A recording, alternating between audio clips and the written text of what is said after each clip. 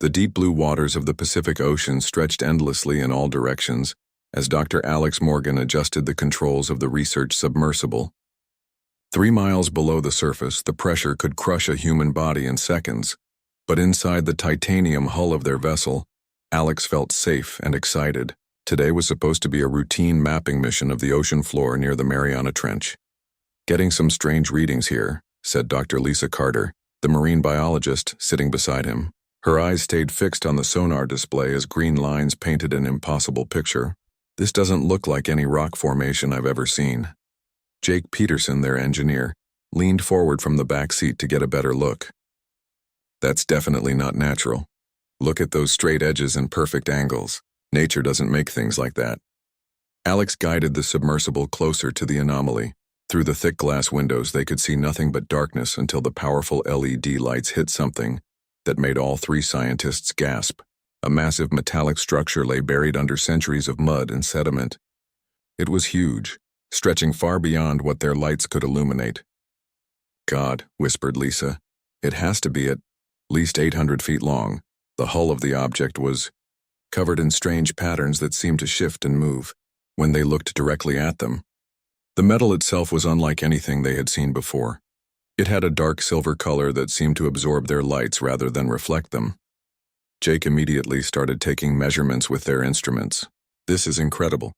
The metal composition is showing elements that shouldn't exist. Our equipment can't even identify what it's made of." Alex carefully maneuvered the submersible around the massive object, taking photographs and video from every angle. The more they saw, the more obvious it became that this was not made by human hands. The design was too advanced, too perfect, too alien. "We need to contact the surface immediately," Alex said, reaching for the communication system. "This changes everything." Dr. Kevin Wright was having his morning coffee aboard the research vessel Atlantis when the call came through from the submersible. As the team's marine physicist, he had seen many unusual discoveries during deep-sea expeditions, but nothing had prepared him for what Alex was describing. "You're telling me there's an 800-foot metal object on the ocean floor that's definitely artificial?" Kevin asked, nearly spilling his coffee. "That's exactly what I'm telling you." Alex's voice crackled through the underwater communication system. "And Kevin, there's something else.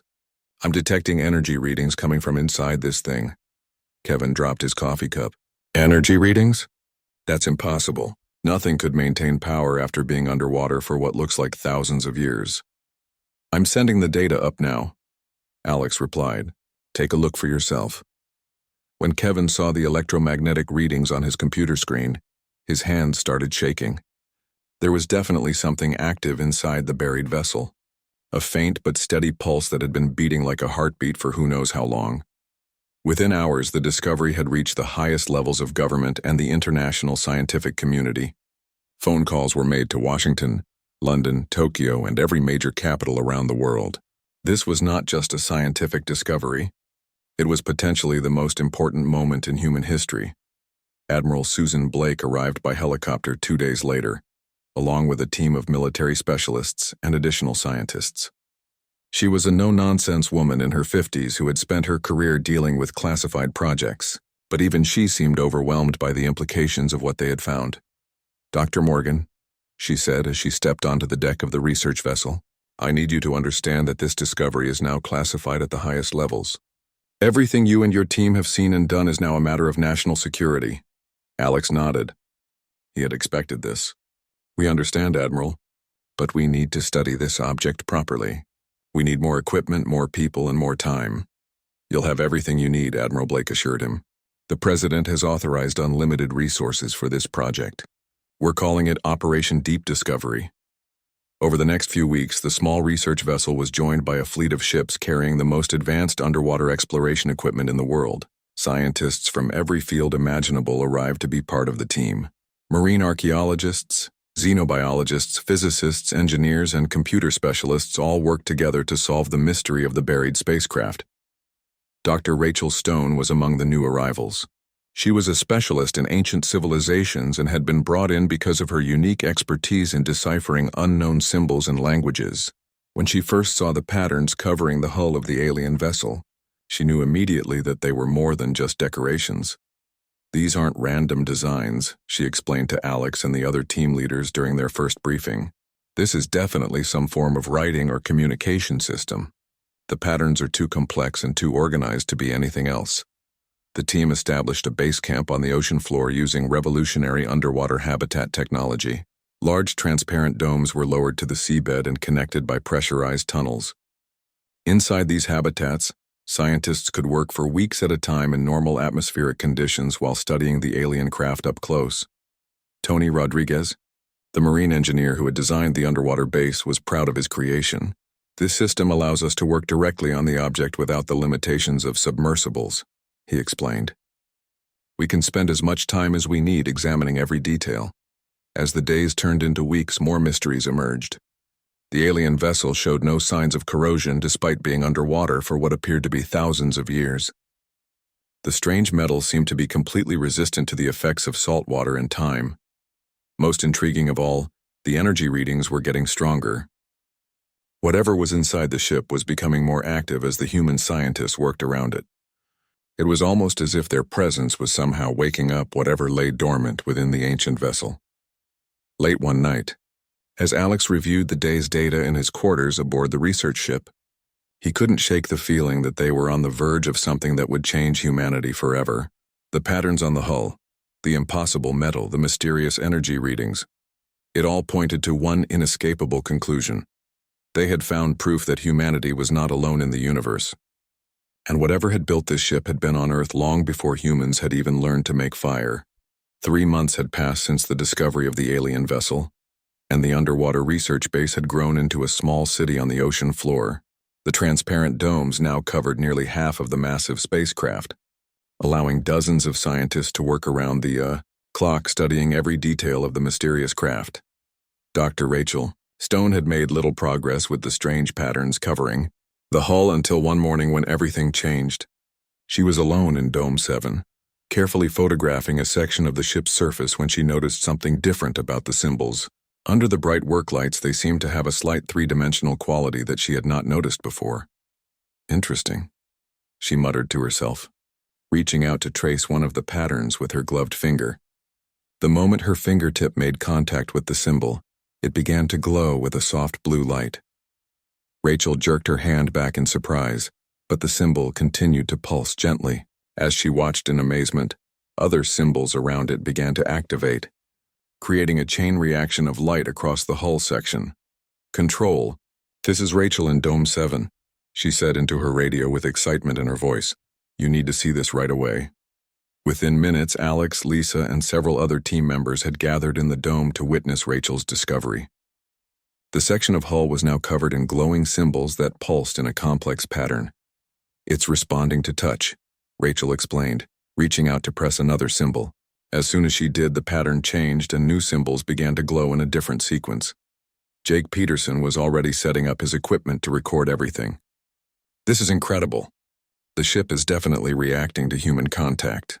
It's like it's trying to communicate. Dr. Kevin Wright was studying the energy readings on his portable scanner. The power levels inside the vessel just increased by 300%. Whatever Rachel did, it woke something up in there. Alex made a decision that would change everything. Rachel, try pressing those symbols in different combinations. See if you can find a pattern that might open a door or give us access to the interior. For the next hour, Rachel experimented with different symbol combinations, while the rest of the team watched and recorded. Some combinations made the lights pulse faster, others made them dim or change color. Then, after pressing a particularly complex sequence of 7 symbols, something amazing happened. A section of the hull, about 10 feet wide and 15 feet tall, suddenly became completely transparent. Through the clear wall, they could see into the interior of the alien spacecraft for the first time. The corridor beyond was filled with breathable atmosphere and bathed in a soft golden light that had automatically activated when the wall became transparent. The architecture was unlike anything human engineers had ever designed. The walls curved in impossible ways, and the ceiling seemed to stretch much higher than the exterior dimensions of the ship should have allowed. My God, whispered Lisa.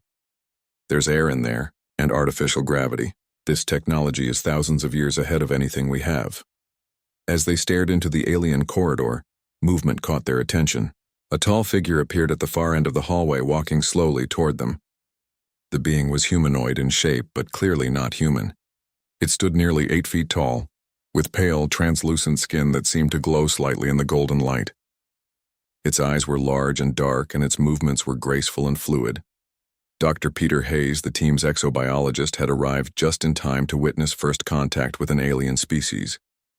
His heart was pounding as he watched the being approach the transparent barrier. "Nobody move suddenly," Peter said quietly. "We don't know their intentions or their capabilities. Let them make the first move."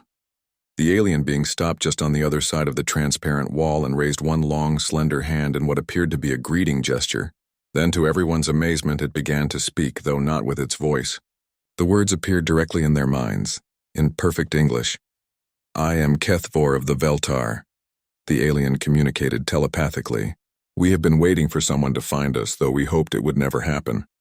Alex stepped forward, his voice shaking slightly. "I'm Dr. Alex Morgan. We're scientists from the surface world above. We don't mean any harm. We're just trying to understand who you are and how you came to be here." Kethvor's large eyes seemed to study each of the humans carefully before responding. "You should not have awakened our ship, Dr. Morgan.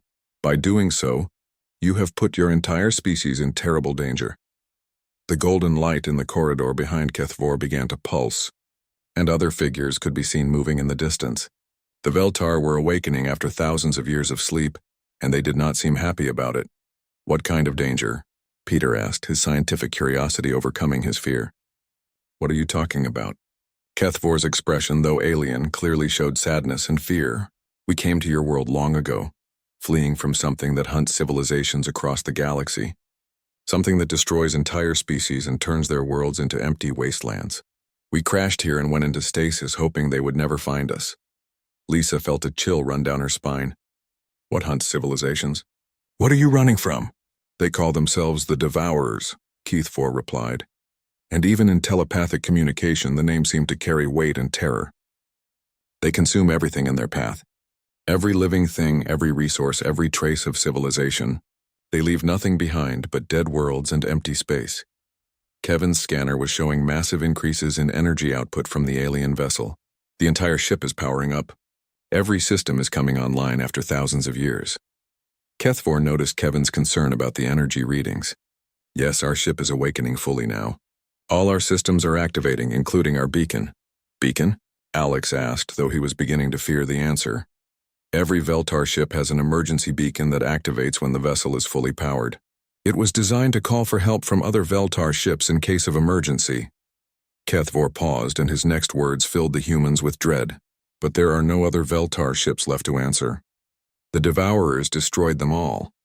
The only ones who will detect our beacon now are the Devourers themselves." The implications hit the human scientists like a physical blow. By awakening the alien ship, they had just broadcast Earth's location to the most dangerous predators in the galaxy. Rachel's voice was barely a whisper. "How long do we have before they arrive?" Kethvor's alien features showed what could only be described as despair. "The beacon is very powerful and will reach across many star systems. Based on their usual speed of travel, I estimate the Devourers will reach your world in approximately 6 of your months." The underwater research base suddenly felt very small and fragile. Humanity had just discovered they were not alone in the universe, and the neighbors were coming to destroy them. The emergency meeting in the main conference dome lasted 18 hours.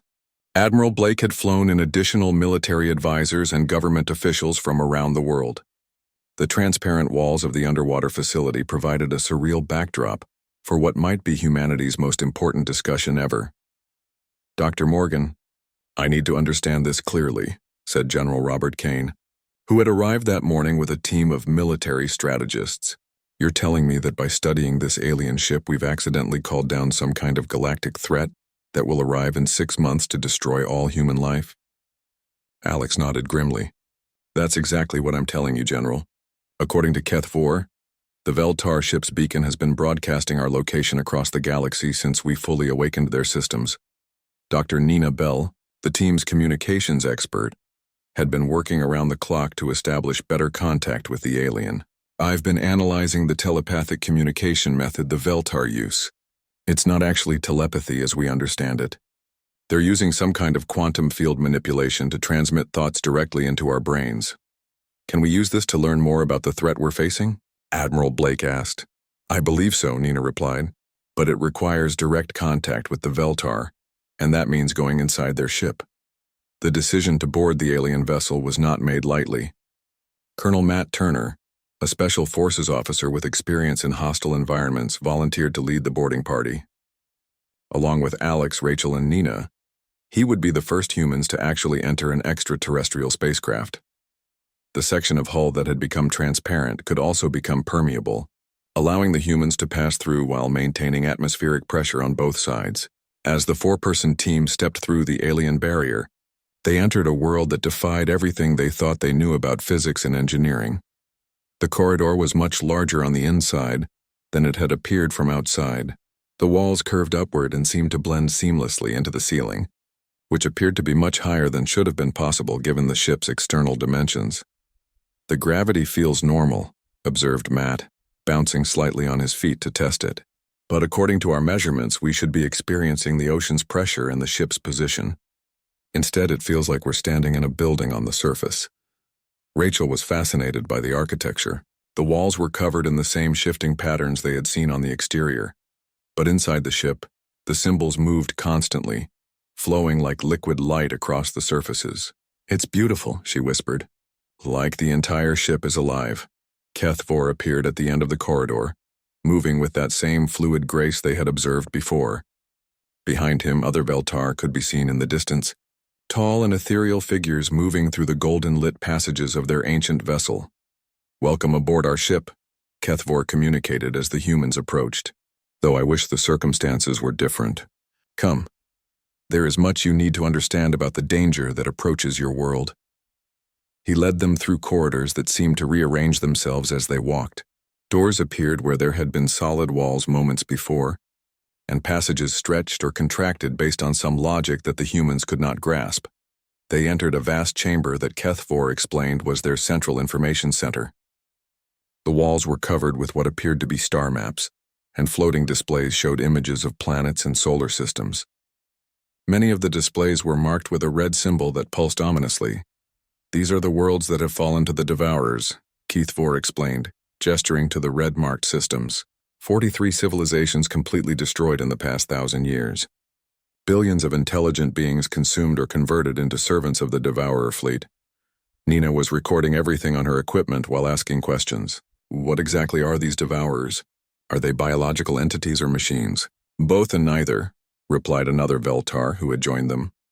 This one introduced himself as Zethmar, and he appeared to be some kind of military commander based on the additional symbols glowing on his translucent skin.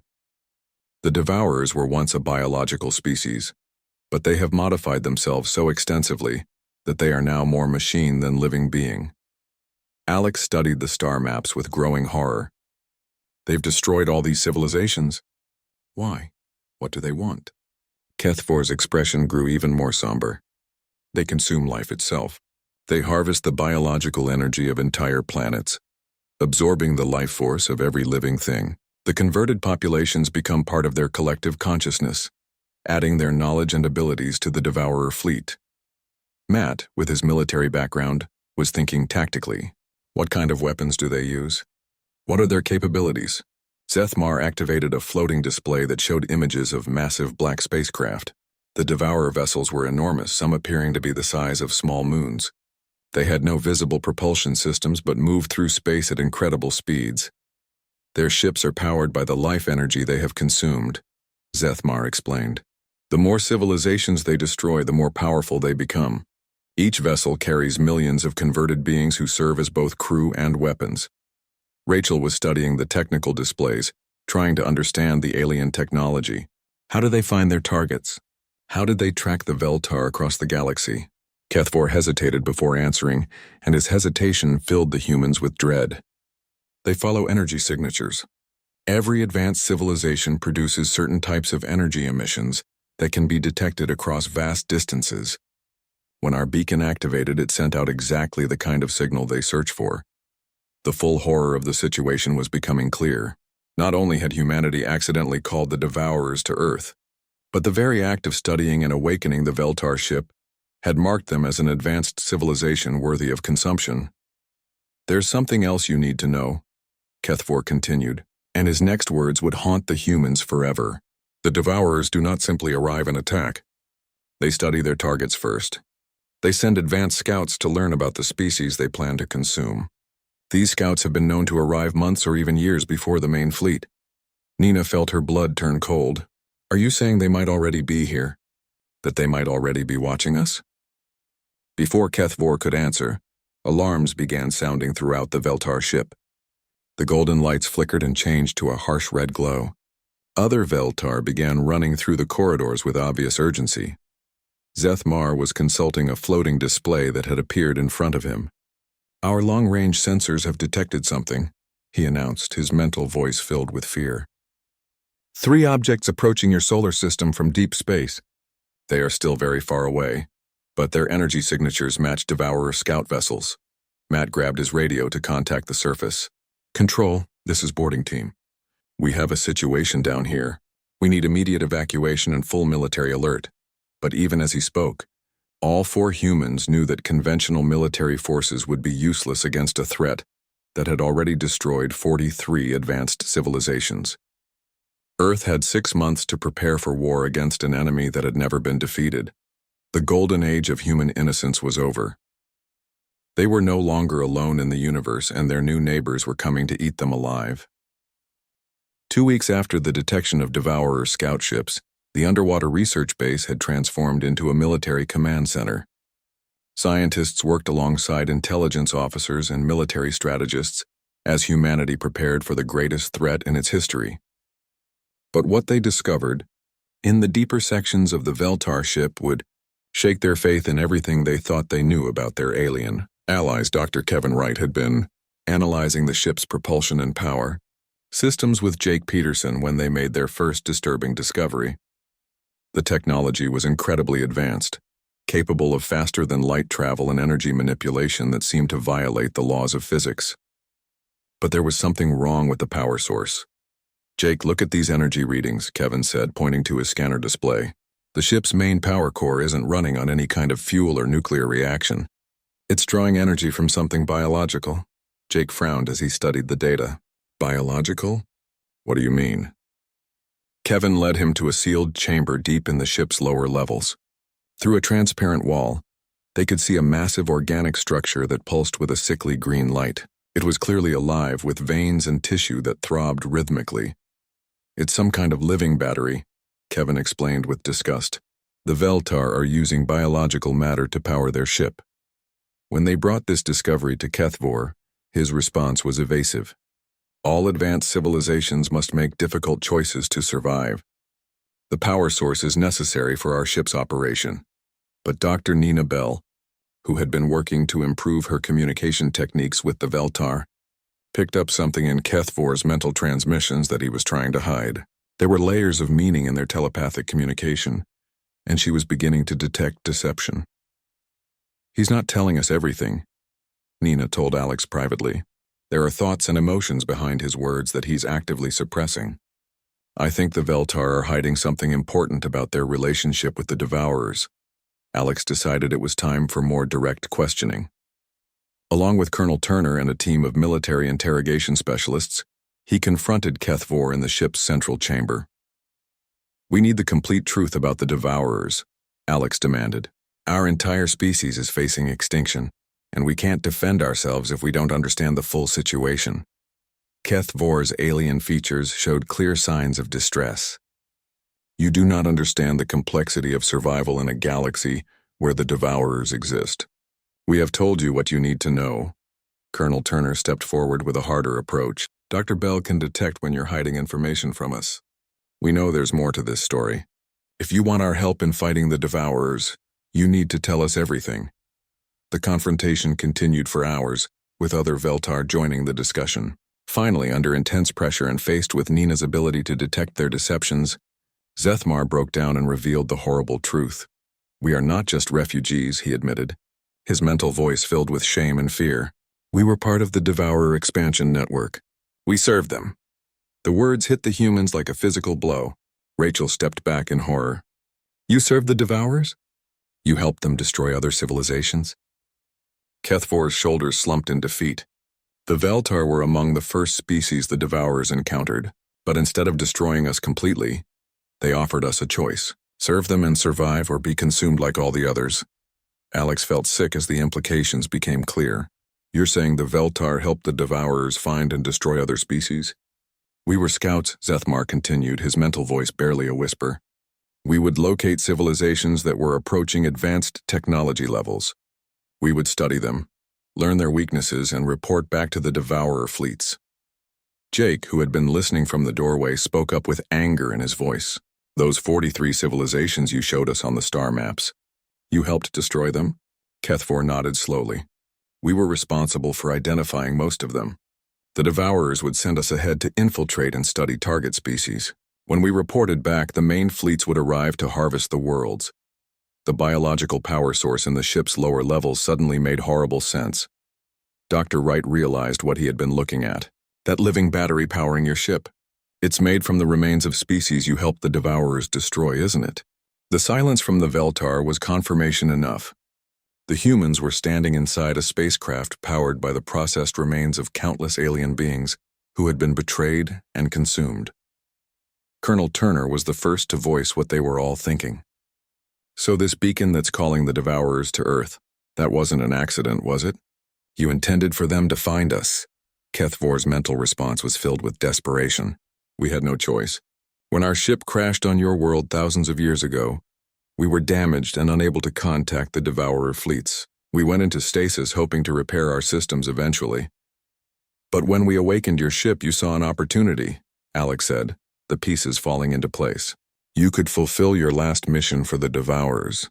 Deliver humanity to them. Zethmar tried to defend their actions. You must understand, we never wanted to serve the Devourers. We were forced into it. Every species that serves them was given the same choice: help them or be consumed. Rachel was studying the star maps again with new understanding. These red symbols marking destroyed worlds. They don't just show where the Devourers have been. They show where the Veltar led them. The full scope of the betrayal was staggering. The Veltar had not crashed on Earth by accident while fleeing the Devourers.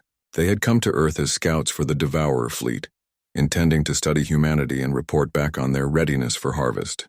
Only their ship's damage and subsequent crash had delayed their mission for thousands of years. Nina was analyzing the deeper layers of the Veltar communications and discovered even more disturbing information. They're not just planning to help the Devourers consume humanity. They're actively working to make us more vulnerable. What do you mean? Alex asked, though he feared the answer. The information they've been giving us about Devourer technology and tactics, some of it is false. They're feeding us bad intelligence that will make our defenses less effective. The realization that their alien allies were actually enemy agents working to ensure humanity's destruction sent shockwaves through the research team and military command. Everything they thought they knew about the coming threat had been contaminated by the lies and manipulations of the Veltar. Colonel Turner immediately ordered the Veltar to be confined to their ship while the humans figured out their next move. But the damage was already done. The Devourer scouts were already in the solar system, and the main fleet was still coming. Humanity now faced not just an external threat, but the knowledge that they had been betrayed by the only beings who understood that threat. They were truly alone in a hostile galaxy, with enemies both approaching from space and already present within their own research facility. The question was no longer just how to defend Earth from the Devourers. It was whether humanity could develop effective defenses while working with completely false information, and whether they could do it before the scouts finished their reconnaissance and called in the main invasion fleet. The revelation that the Veltar were enemy agents sent shockwaves through the global leadership, but humanity's response was swift and decisive. Within days, every major nation had mobilized their scientific and military resources for what military planners were calling Operation Last Stand. General Robert Kane established a new command center aboard the USS Enterprise, positioned directly above the underwater research site. The irony was not lost on anyone that humanity's greatest battle would be coordinated from a ship floating above their first contact with alien life. Ladies and gentlemen, General Kane addressed the assembled team of scientists and military officers. We have 4 months before the Devourer main fleet arrives. We're going to use every minute of that time to turn their own technology against them. Dr. Alex Morgan had been working around the clock with Jake Peterson and Tony Rodriguez to reverse engineer the Veltar ship's systems. Despite the aliens' betrayal, their technology was still humanity's best hope for survival. "We've made significant progress understanding their power systems," Alex reported during the morning briefing. "The biological power source is incredibly efficient, but we found a way to replicate it using synthetic organic compounds instead of harvested sentient beings." Jake had been focusing on the ship's propulsion and weapons systems. "The interesting thing is that Veltar technology is actually designed to be modular and adaptable. We think it's because they've been absorbing and integrating technologies from all the civilizations they've helped destroy. This discovery led to a breakthrough that would change everything." Dr. Rachel Stone, working with a team of linguists and computer specialists, had been analyzing the Veltar's database of destroyed civilizations. Hidden within the records of each conquered world were technological innovations that the Veltar had cataloged for the Devourers. "It's like a library of the galaxy's greatest achievements," Rachel explained excitedly. "Every species had unique solutions to problems of physics and engineering. The Devourers have been hoarding this knowledge for centuries." Dr. Nina Bell made an even more important discovery when she finally cracked the deeper layers of Veltar communication protocols. "I've found their real tactical database. The information they gave us about Devourer weaknesses was mostly false, but I've located the actual intelligence they collected over centuries of service. The real data painted a very different picture of the Devourer threat. While they were incredibly powerful, they had one critical weakness that the Veltar had been ordered to hide. The Devourer ships operated using a hive mind communication network that coordinated all their actions. If that network could be disrupted, the individual ships would be unable to function effectively. Dr. Kevin Wright had been studying the quantum field manipulation technology that the Veltar used for communication.